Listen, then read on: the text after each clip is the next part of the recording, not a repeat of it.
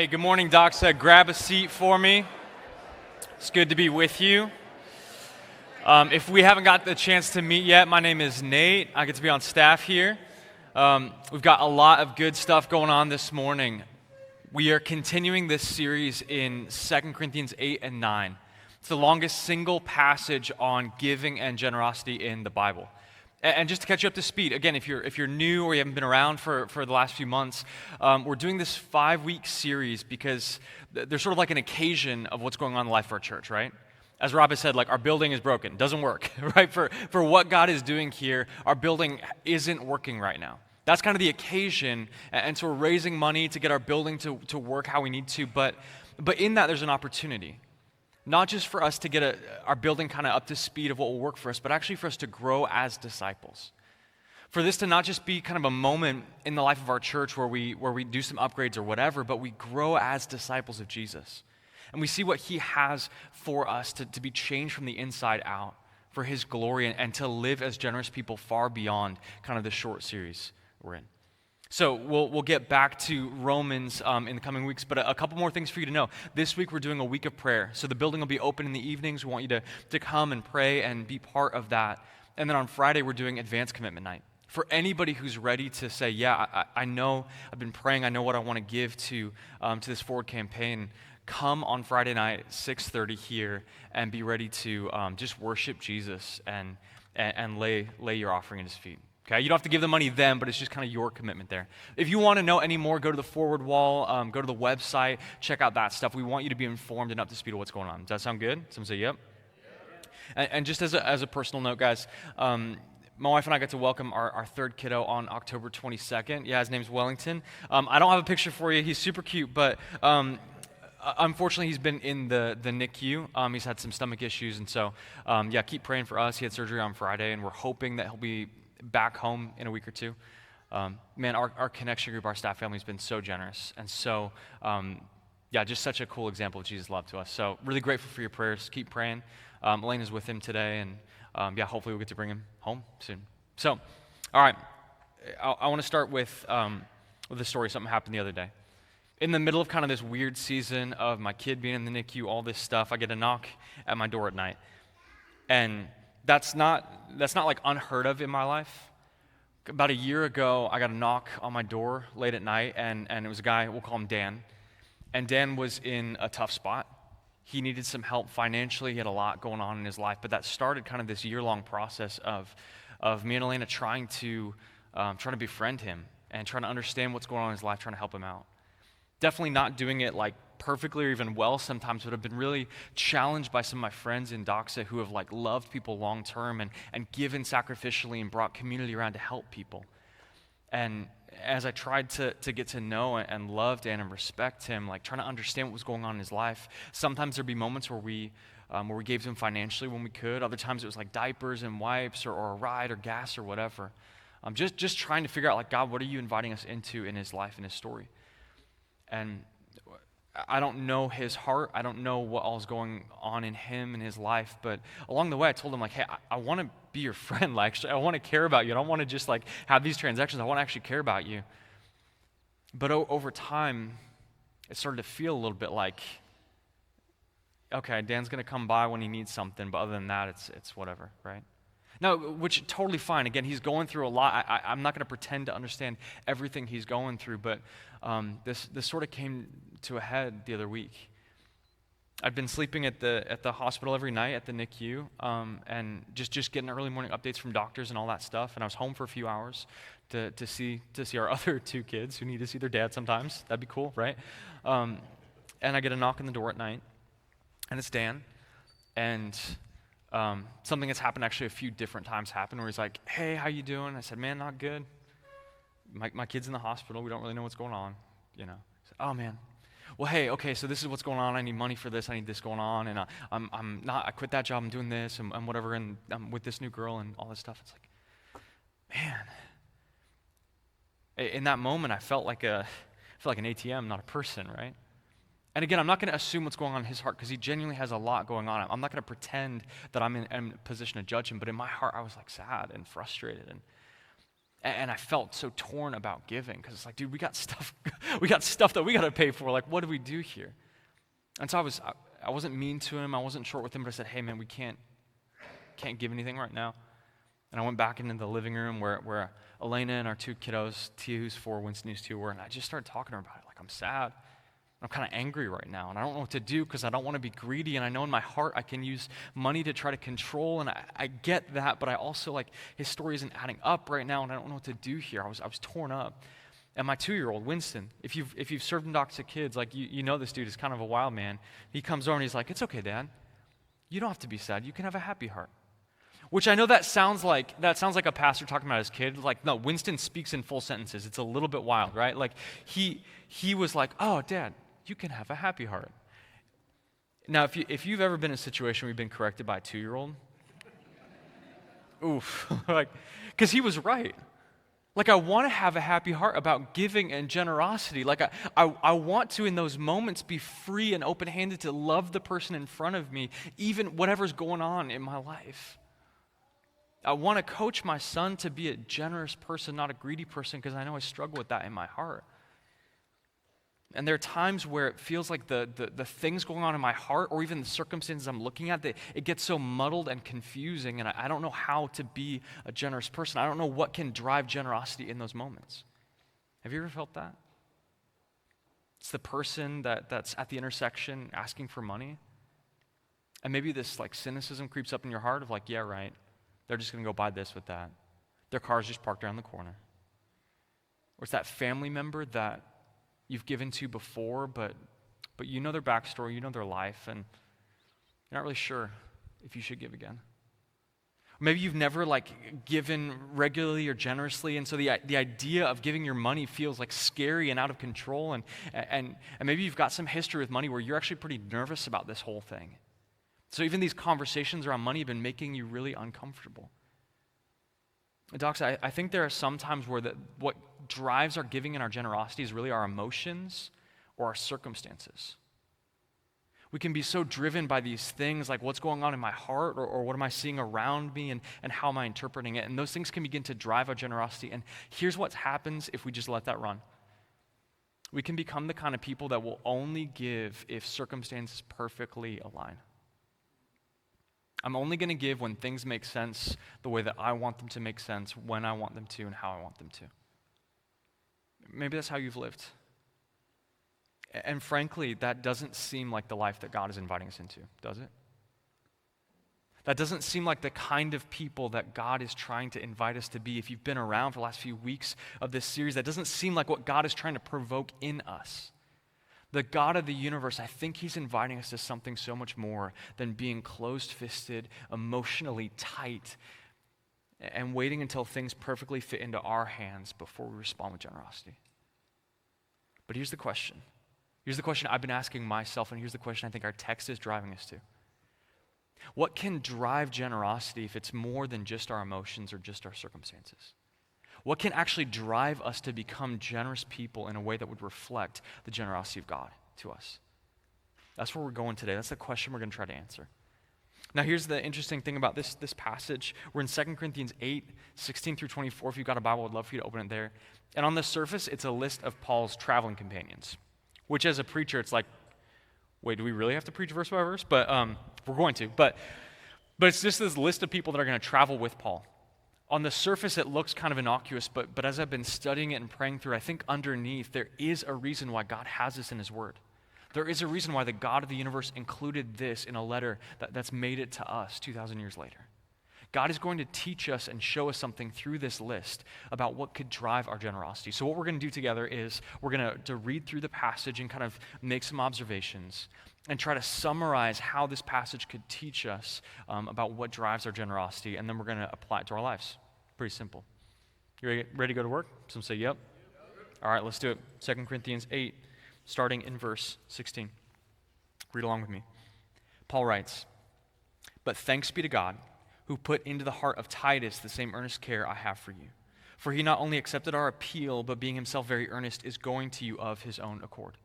So the first traveling companion that Paul's talking about, the first person coming to the Corinthians in this season of giving and generosity that Paul's inviting them into, this first person's Titus.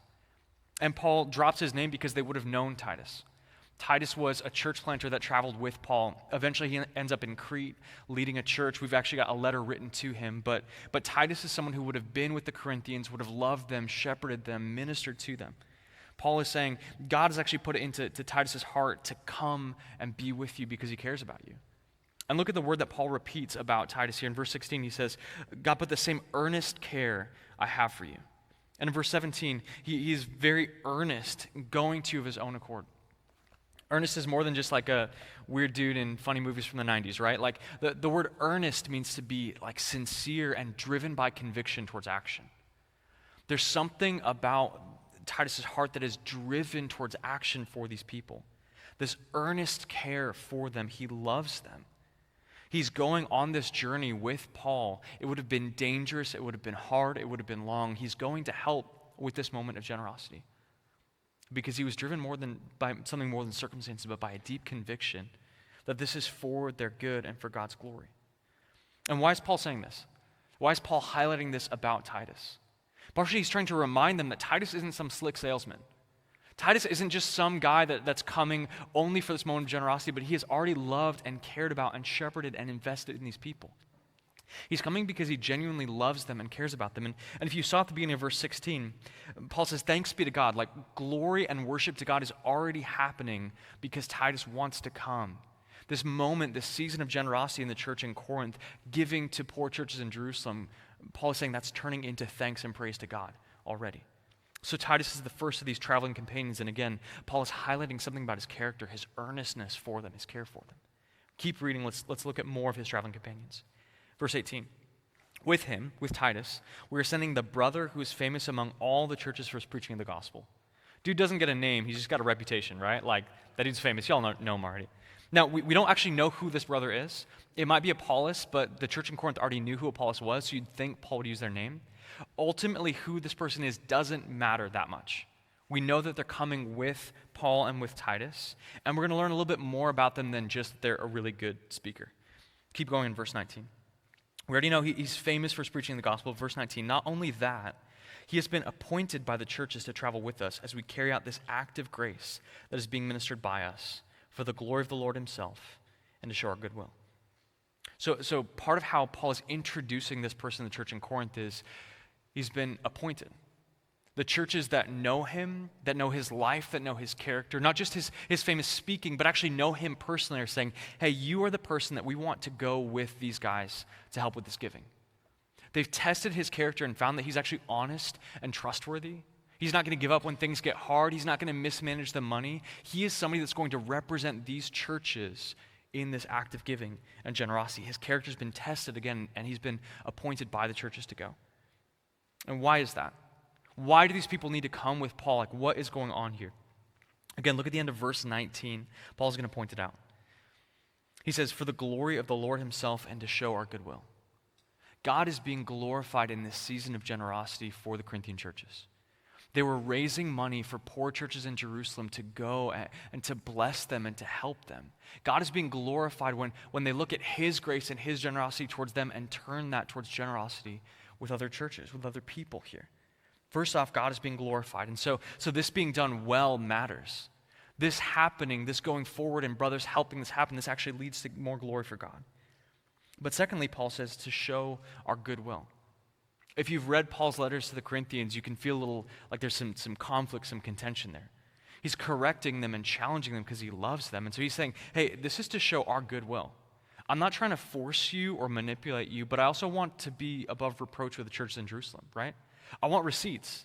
I want people to know me and know what I'm up to and know what's going on here.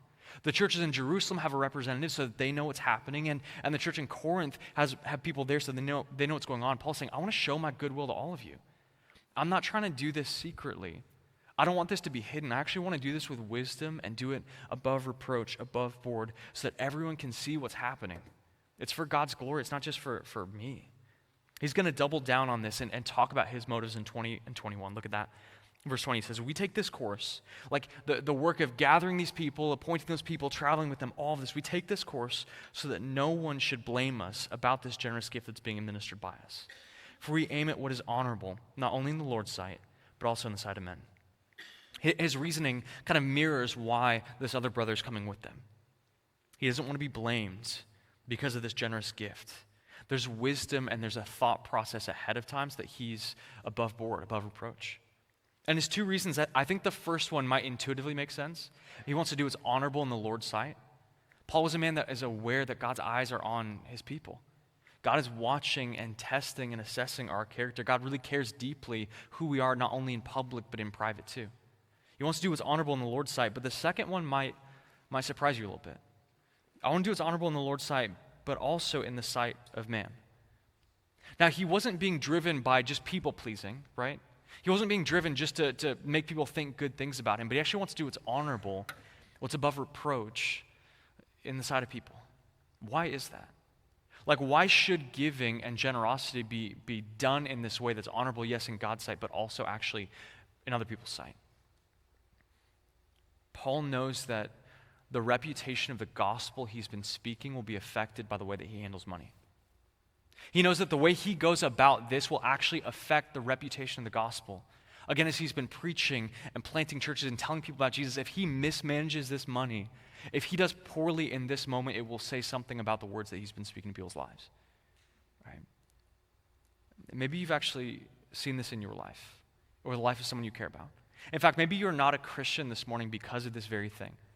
You've seen people maybe on TV talking about Jesus and at the same time saying, hey, if you just send me money, God will give you more money.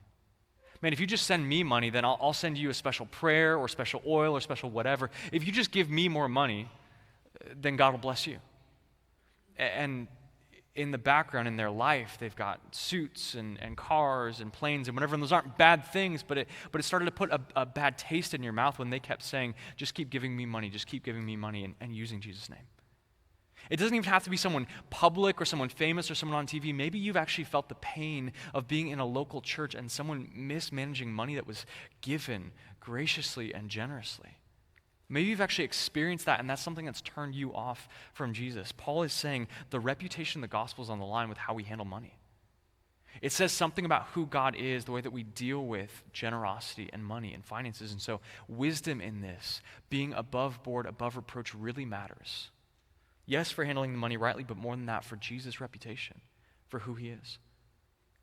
And friends, partially why this is so disturbing, when somebody in a position of authority in the church uses money poorly, partially why it's so frustrating is because it's so anti-Jesus. It is not what Jesus is like at all. Jesus is the King of heaven that left the riches of heaven to be born into poverty so that he could give us everything. So that he could live a perfect life and die to pay our debt. So that he could actually, in his love and his grace, he could give to us, not take from us. Friend, listen to me. You don't have to give a single cent to God for him to love you. But now if you come to Jesus, you got to give him your life, okay? But he is worth it. You don't have to give God money for him to answer your prayers or to hear you. It's not about that, but he is a good father loving you and wooing your heart. I don't know if this is for someone here this morning, but if you're not a Christian because you're skeptical about this whole money thing, can I just tell you again, God doesn't need your money, but he deserves your heart and your life. If he gets your heart, it will affect your money, let's be clear. But at the end of the day, you don't need to try to pay him off or bribe him for him to love you. He already loves you. And he proved it by sending Jesus to die for you and to raise in victory. Again, someone in a position of religious authority, why it gets so weird and so twisted when they handle money poorly is because it's so unlike Jesus, who was so generous and so kind and so self-giving. Paul wants to have the reputation of the gospel held up by the way he lives his life and the way he goes about this. So he's not only going to bring Titus and this famous preacher, he's got more people coming with him to be part of this. Verse 22. With them, with these two brothers, we are sending our brother whom we have often tested and found earnest in many matters, but who is now even more earnest than ever because of his great confidence in you. Again, we don't get this person's name, but we know something important about them. We know they've been tested. Their character has been tested multiple times in life, in different situations, so that they can handle the weight and the responsibility of being part of this money going forward. And that same word, the description of Titus pops up again. They're earnest. They're driven by deep conviction about who God is and what he's inviting them into. The word earnest is shown up now 4 times in this short passage. I don't know if you remember other places in the Bible. I don't know many places where that word earnest shows up. So if Paul's repeating it over and over and over again, there's something important. There's significance there that we need to see. They're driven by this deep conviction, this deep care, and it's turning into action in their lives. He's been tested. He's earnest. And he has great confidence in them. Paul wraps up this section. Look at verse 23-24.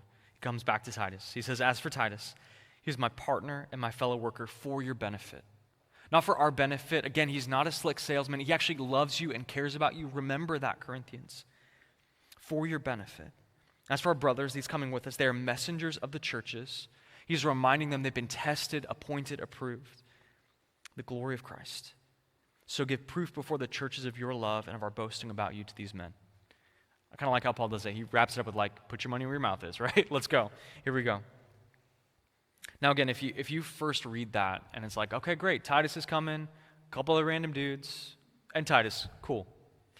This might not have made your top quiet times favorite passage lists, right?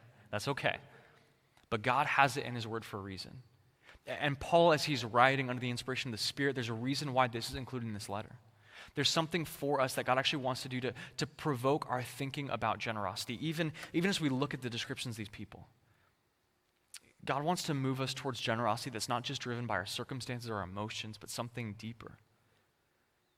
Look back at verse 21. I think Paul is trying to show us here. He says, we aim at what is honorable in the Lord's sight and the sight of men. He makes this connection between his vertical relationship with God and the horizontal relationships around him. Even as he talks about the character and the testing and the appointment of these different men traveling with him, he's talking about the ways that God has shaped them and formed them and the way that's moved out in their lives for people around to see. There's a vertical dimension to this giving that is driving a horizontal action.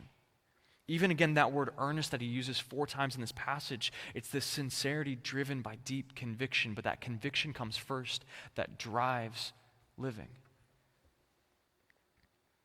Partially why this passage has been challenging to me as I prepped and as I prayed the last few weeks is because I know in those moments, whether it's a knock at the door or getting ready for advanced commitment night, I know in those moments, my emotion is not the thing that should rule the day and should win when it comes to giving. And even at the end of the day, my circumstances are going to come and go. They're going to change. That can't ultimately be the driver of my giving. Because as we've seen in this series, and maybe as you've read in Scripture, you know that the money and the possessions in your life, they're not ultimately yours, are they? Whose money is it in your life? Somebody tell me. Okay, one person knew that wasn't rhetorical. That's fine. At the end of the day, we know it's God's. It's a stewardship from him. Everything we've been given is a stewardship from him. There's a different person with their foot on the gas pedal than me if it's really God's. There's a different person who gets to be in the driver's seat to say in those moments where I'm in tension and conflict about what to do. It's a different conversation than what do I feel or what do I want or what do I see if it's ultimately God's. I want to kind of put this big idea up that I think will explain a little bit where we're going in this passage. Can you put it up on the screen for me? Our vertical relationship drives our horizontal generosity.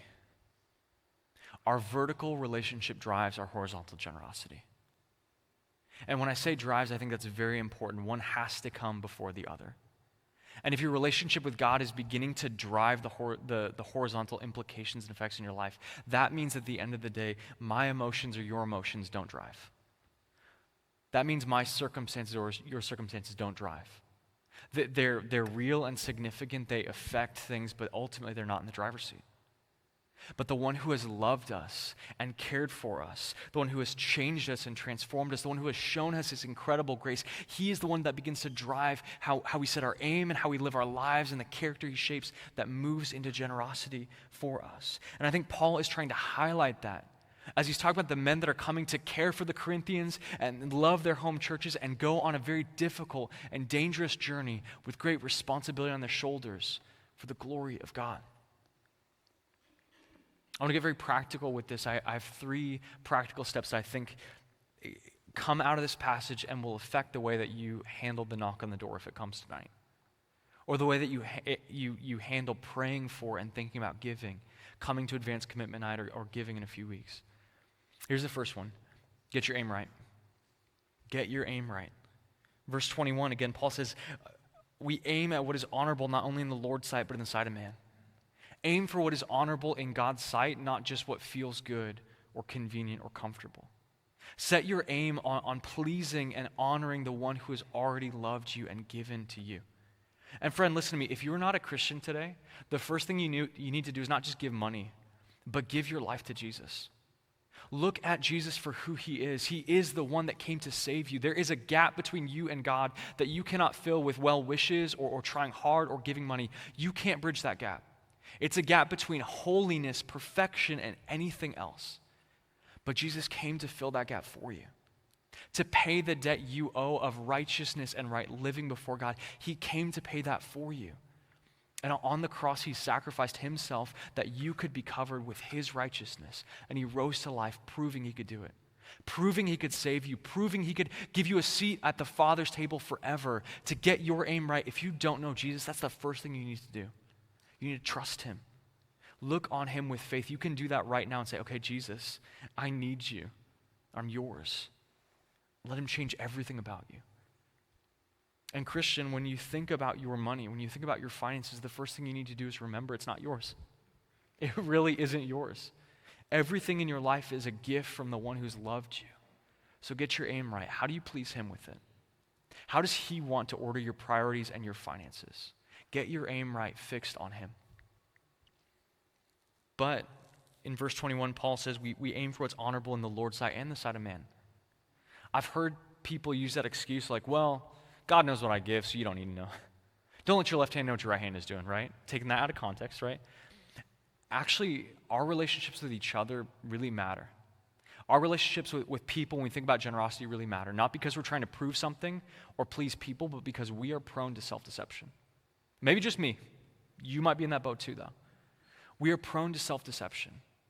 If it's just up to me to keep a close circle around my budget and my finances and not let anyone in, I can be self-deceived. I can think I'm doing fine, but be giving into fear or control or greed or laziness. But God has put us into a church family where we can actually begin to help each other think about what's honorable in the sight of God, where we can start to open up our lives and our budgets too and start talking about money in a way that's not weird or manipulative, but actually honoring to Jesus. Because friends, let me remind you, Jesus talked about money a lot. He really did. He wasn't scared of these conversations, but he also wasn't trying to manipulate. And if you are loved by Jesus and you're in a community of people who love Jesus and love you, you can begin to have these conversations. Again, not because you're trying to prove something, not because you're trying to meet a certain number or someone's opinion or whatever, but because you're trying to figure out, how do I honor Jesus and adorn the gospel with the generosity of my life? If that's like crazy uncomfortable for you, totally fine. Pray about it. Invite Jesus to change your heart, and also pray for gospel friends to help you in that. Get your aim right. We want to please him and let him drive our generosity, and we want to adorn the gospel by the way that we live in generosity. That's the first step you can take. Get your aim right. Second step, I think it flows from this. Pursue character. Pursue character. Character is that primary description that Paul keeps bringing up of these people, this earnestness that is driven by the sincerity of their belief. Pursue character in your life. Become the kind of person that reflects the character of Jesus to the world around. Character is a really important thing in the New Testament. It's the overflow and the example of what Jesus has done for us. Character is not this like really cool, exciting thing to talk about, because so often it's hidden, it's private, it's small steps. But if you think about the fruit of the Spirit in Galatians 5, so many of those that the Spirit wants to bear out in us look like character. Patience, self-control, joy regardless of circumstances. It looks like character. If you think about 2 Peter 1, Peter gives this list of character qualities to add to your faith so that you'll be fruitful and you'll be well prepared for eternity. Character really matters in the Christian life. Even the qualifications for an elder that Paul gives to Timothy and to Titus, so much of those, almost all of them, are character-based. That he wants people in the church to aspire to and grow towards. Pursue character. Let me just give you a test. Would somebody put you in the position that the men in this passage are being put in? Would somebody entrust you with a difficult task, to take a load and a responsibility above reproach, a great financial thing that's not actually for you, but to be used for other people? Would somebody put that weight on your shoulders? Would somebody put you in this situation? Or would the weight of that moment reveal you're not earnest? You're actually driven by the emotions of the moment. You're not going to push through when things get difficult, or is there some lack of full truthfulness in your life? That if a large financial gift was put in your hands, that compromise might come. Pursue character because it glorifies Jesus and it teaches us how to go about using the resources he's given us well. And let me just be frank, guys, you will probably not be put in a position to do this. Nobody's asking you to go on a journey a long ways to go take money for somebody else. But the God of the universe has put you in this position. The stewardship of your life, the finances flowing through your hands, God has actually already put you in this position. So how is your character around your money and your finances? Are you reflecting Jesus in generosity and in selflessness, in honesty and authenticity, or is something else coming out? Pursue character, and that means pursuing Jesus ultimately, asking him to change you and praying and repenting when you fall short of the standard he set and what he is like. Pursue character. Ask him to change you to be the person he's calling you to be, to handle the responsibility that he has already given you in love. The final practical application is seek and practice wisdom. Seek and practice wisdom. It's all over this passage. Paul telling them ahead of time people are coming, Paul planning, Paul giving an account, he wants the receipts, all of that stuff. And sometimes we can pit like the Holy Spirit against planning. That is not at all what the Bible does, right? Paul is like spirit-filled, spirit-led, worshiping and glorifying God, and he's like an accountant. He's very practical. He's like, let's go, I got to get my people lined up, I got to get my travel, I got all this together. Wisdom and the Spirit work hand in hand because wisdom is from God. The Spirit wants us to be wise in the way we think about our giving and think about how we do these things well. So seek wisdom. James 1 says, man, if you need wisdom, pray and ask God. Don't doubt that he wants to give it to you. He actually wants to give you wisdom to think about these things. Maybe you need to be asking God for wisdom. How do I deal with my finances? How do I deal with the stewardship that God's given me in my life? Seek wisdom. Ask God for it, and I think he would want to bless you with wisdom in that situation. God, how do you want me to steward what you give in my life? And as you seek wisdom, practice wisdom. Wisdom is skillful living. It's these small moments, these choices of trying to live in a way that is glorifying to God, that is thoughtful, that is knowledgeable in life. Start with very small practical things. And when it comes to money or stewardship in your life, maybe that looks like the very basic, like boring things like doing a budget, right? And if you've never had conversations like this, maybe the first step is get around some people and go, hey, do you know how to budget? Like, where do you buy groceries? How do we do this? Like, start having those conversations inside of the church family so we can start practicing wisdom together. And let that small practice of wisdom day by day drive you towards greater wisdom in those difficult moments of life. Because it takes wisdom to know when there's the knock on your door, like, okay, God, what are you inviting me to do? Do I give this time and not that time? How does this work? It takes wisdom to know, God, can I actually give a gift like this? Can I give that generously? Or am I just being emotionally driven right now? How do I be wise in that? But let me be very clear. Wisdom is not the same as cynicism, okay? Wisdom is not skepticism constantly about other people's motives and ideas. Don't use wisdom as a smokescreen to hide your fear or your greed or your control. It is not the same thing because God might ask you to do some things with your money and finance that don't feel good and maybe scare you a little bit, but is actually wise and walking in step with him. Let your vertical relationship drive your horizontal generosity.